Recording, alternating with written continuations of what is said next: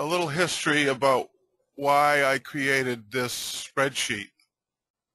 I was asked to be a crew chief on a friend of mine's frame on raising day and coordinate all the volunteers and students to raise his frame that he had cut nights and weekends while working full-time. We got it together, and I think it was Labor Day. It was either that or it was 4th of July, one or the other. It was a holiday. And he had a crane there. He was paying, upwards of $100 an hour.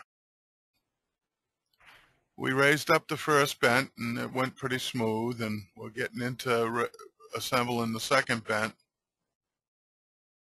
One of my customers, Mr. Holland from Framingham, looks at bent 2, and he sees a mortise in the post down low about knee high. And he says, "Jim, what's that mortise there for?" I said, "I don't know." I said, "Mark, what's that mortise there for?" He goes, "Oh, I'm going to have a timber going from bent post to bent post, knee high, so I can put a 4x8 or 4x, at least a 4x8 horizontally from post to post underneath the window, like a window seat." So I said, "Oh, that sounds like a good idea." So Mr. Holland, being very observant, looks at bent 1 and he says, "Jim, there's no mortise in bent 1. I says, "Mark, where's the mortise in bent 1? He goes, "Oh, I forgot it."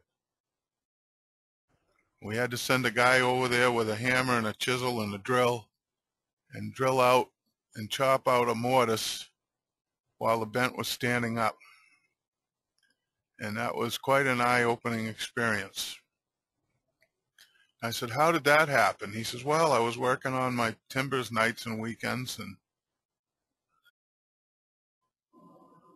I just left off on that post and forgot where I left off and forgot that mortise and moved on to the next post.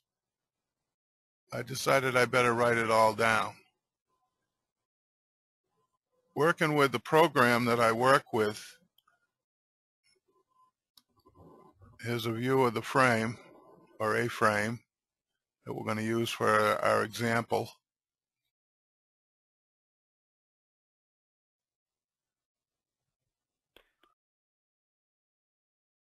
Garden shed.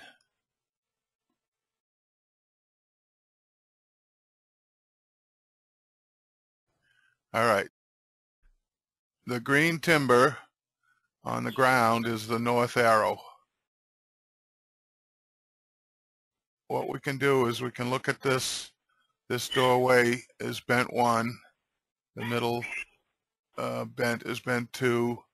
And the last bend in the back is bent 3. This is the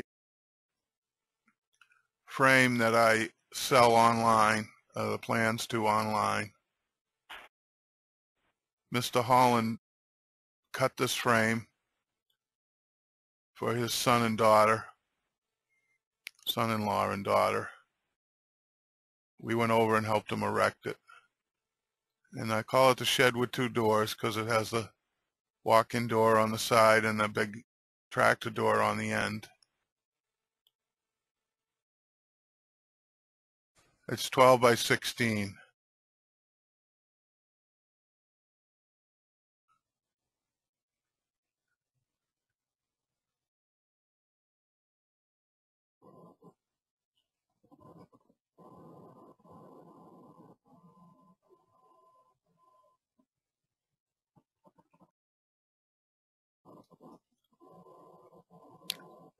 We'll look at our spreadsheet.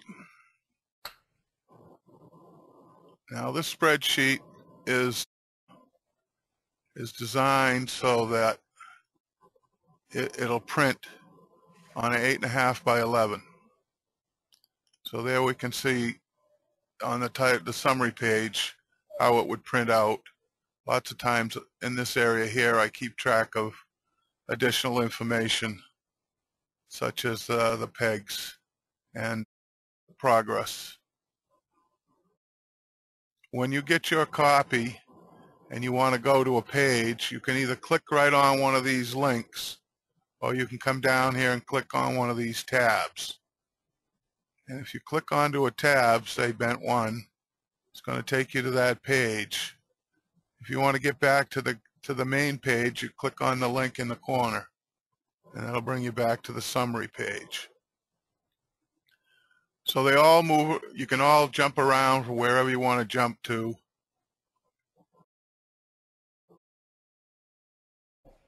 And each page totals down, and then all the totals go to the summary page. Let's go back to our model here, and we'll select one timber and take a look at it. And we'll just use this corner post for an example. Now, I got one extra hole in the top tenon by accident, I see. But on the top tenon, there's 3 processes to create that. 1, you got to cut the tenon. 2, you have to cut the relief or the reduction to make it down to 7.5. And the 3rd thing you got to do is the peg hole, usually just one peg hole. If we go back to our Bent 1, that would be the west corner post, or is that 1A? Either one, post 1A. So you have a plate tenon, you have a peg hole, and you have a relief. When I take my pencil and I draw out the tenon, and if I left it at the end of the day, I would score that as 0.5 because it's drawn. If I drew the relief, I would score that as a 0.5 because it's half done. And then later on, after I've laid out other parts and I went back and started cutting it, if I cut this joint, I'd score it as a 1. If I laid out the peg hole after the piece is cut, as a 0.5, and then cut the relief, there's a 1. So this is going to total down and come back to the summary page and show that I have 2.5 joints done and a % and what's left to do.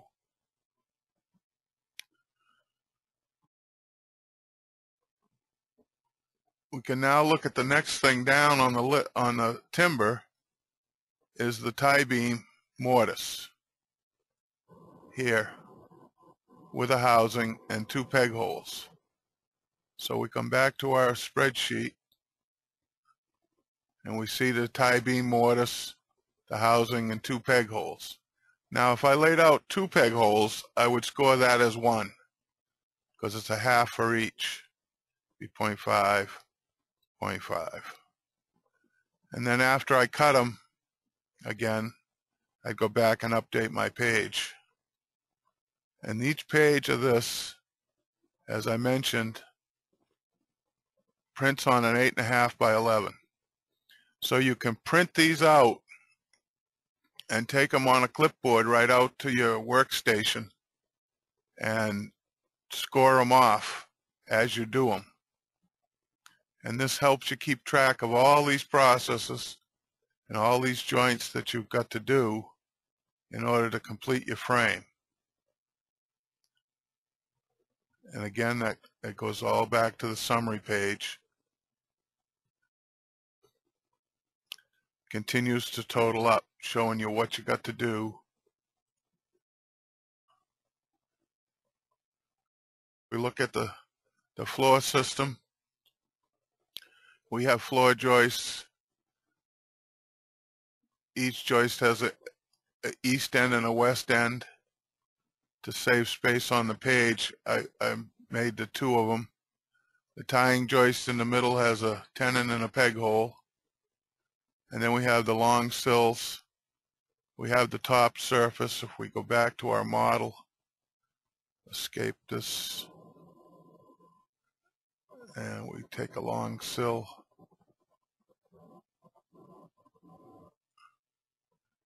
On the long sill, we look at it, we see there's mortises in the top surface for the 3 bent posts, and then on the side are the drop-in floor joist pockets. In addition to the 3 mortises for the bent posts, we have a mortise over here for the door post. When we go back to our long sill, on the west side we have the top surface, we have the 3 bent posts, and on the east face we have the mortise for the cross sill, the housing in the peg hole, and then the joist pockets, the tying joist, the south side cross sill, and the doorpost stub tenon pocket. Quite a few joints on that one piece. And then we have the cross sill on the north side, we have the cross sill on the south side, and we have the east side sill.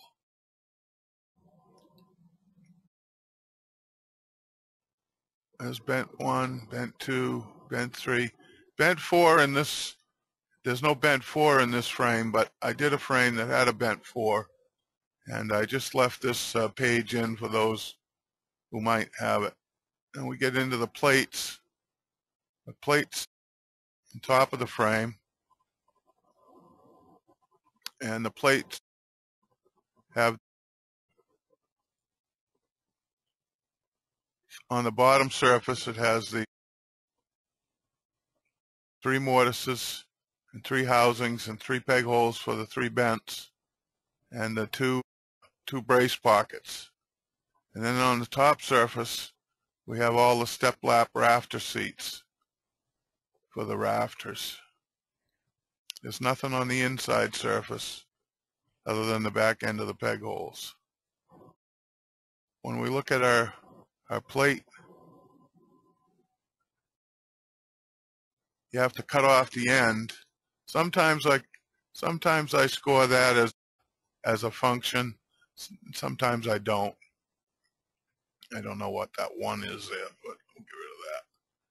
We have bent 3 post peg hole housing, the rafter seat, east brace tenon mortise housing, all the way down. Here's all the other rafter seats, and then the other plates. And now on the rafters, there's quite a few rafters in this frame, because this one shows, in case they were going to do with 1-inch boards. This one happens to be a tenon on the top, and then it has a housing in the middle for the collar beam, and then the rafter tail. Not shown in this example is the peg holes. I haven't bored those through the frame yet. But if we go back to rafter 10, the tongue rafter, relief, peg hole, collar mortise, housing, peg hole, and the tail. There's 1, 2, 3, 4, 5, 6, 7 processes.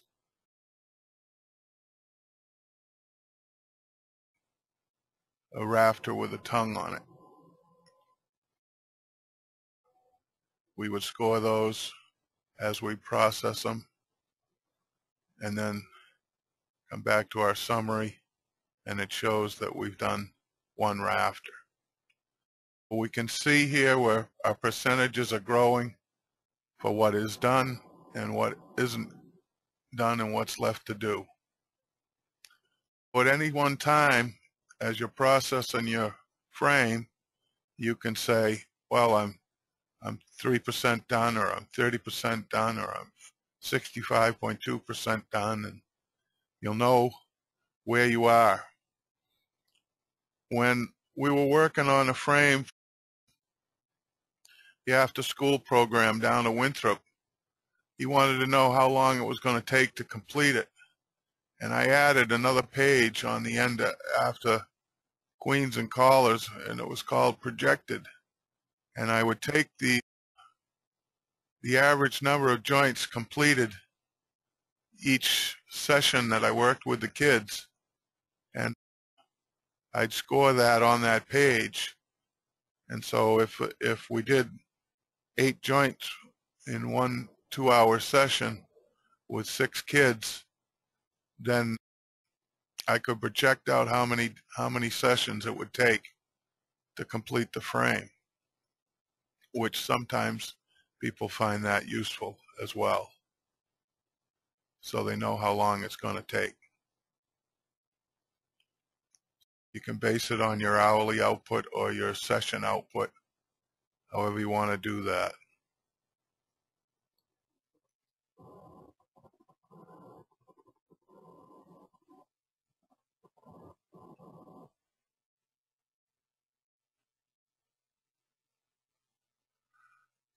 Now when you come to customize, for example,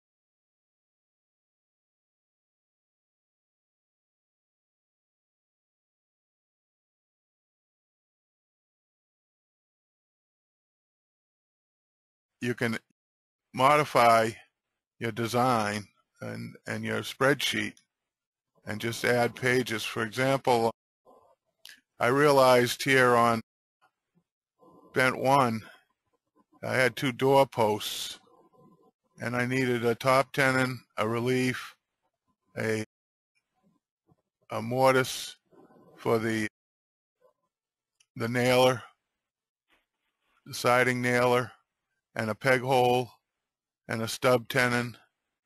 And so when I went to my spreadsheet for Bent 1, here's my east door post, top tenon, relief or reduction, a peg hole, the girp mortise, peg hole, and a stub tenon. But my page layout showed that I couldn't put another 6 lines over here or I would run out of page. So I went down to queens and callers and I dropped it in down here. And then the other doorpost in the wall has the same number of joints, so maybe it's got an extra one because of the slot for the header, which is a slide-in header down on this side over here. What I normally do on that header is I cut a bevel and then just slide that piece in from the outside after the frame is up. Makes it a little easier to cut to length and make it fit perfectly at the end. Just the siding will hold it in. Now, sometimes when you have this joint up here at the top post, where this top post, door post meets, you've got it reduced on one side. It technically should be reduced on the back side as well. Have a second reduction, because you need to standardize. This is a 4x6 going into an 8x8. So this backside should have a reduction as well. Your document's an evolving document. As you work it and you come along and you find out, oh, I forgot a joint or whatever, you just insert a line and you add that joint. And then once you complete it, you cross it off. And it helps you to keep track of everything that you need to keep track of.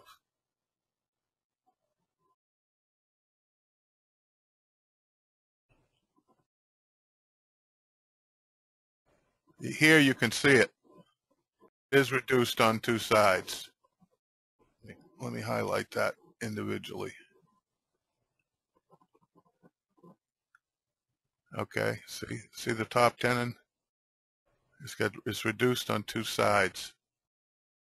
That way, when you cut the mortise housing, the housing in the bottom of the plate, you make it precise, and there's no gaps.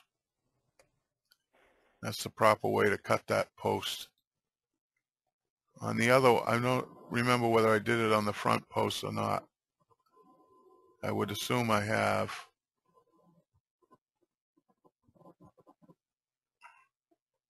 Yeah, I might have to add another reduction. Either that or we could just call it when you reduce it on two sides.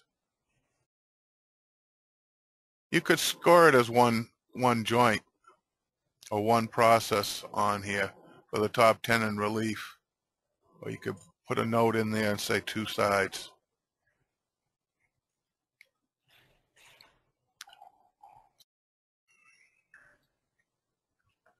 That way you can keep track of all your stuff. You don't end up putting a frame up with no mortise for your window seat.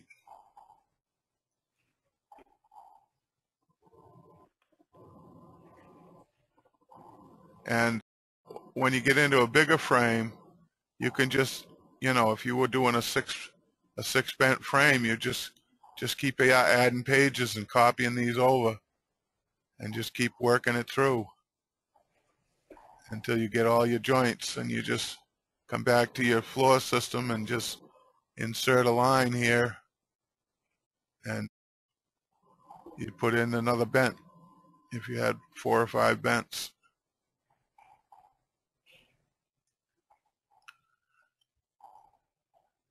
And it's just a matter of you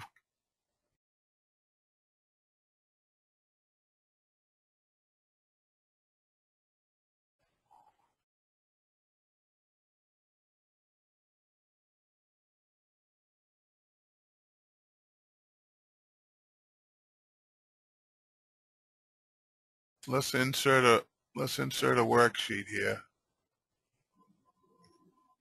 and I'm going to move this down here to bent 5, rename bent number 5, and then you could take and copy all of this. You got to be careful. If you click on a box that has a blue, it's gonna, and what you're going to have to do when you copy this and go to bent 5 and paste it, the link may not come in, so we'll have to look at this and see if the link comes in. See, now that's not a hyperlink. What you would do is format that cell, and let's see, you make it a hyperlink. Let's see how we do that.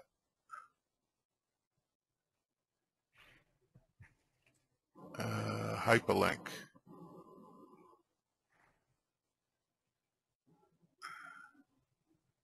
Okay, and we want to sixth place and document summary.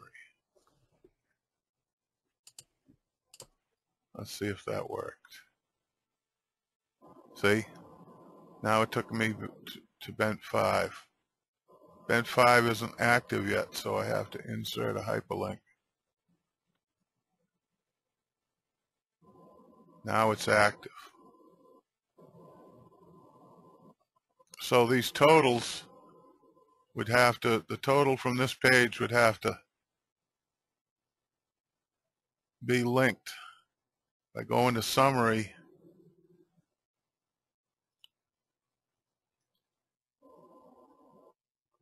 you click on the page you want and go to the box you want and then hit enter, and that carries it forward. So there's your hyperlink to bent 5, box I-50.